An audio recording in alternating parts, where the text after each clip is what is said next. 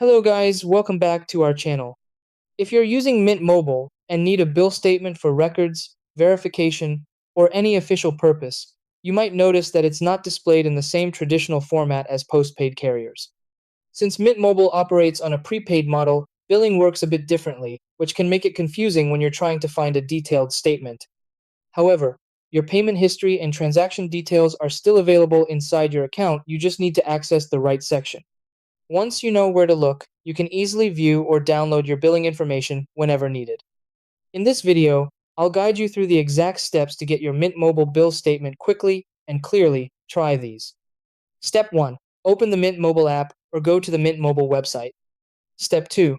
Log in to your account using Step 3. Go to your account or profile section. Step 4. Select the payment or transaction history option.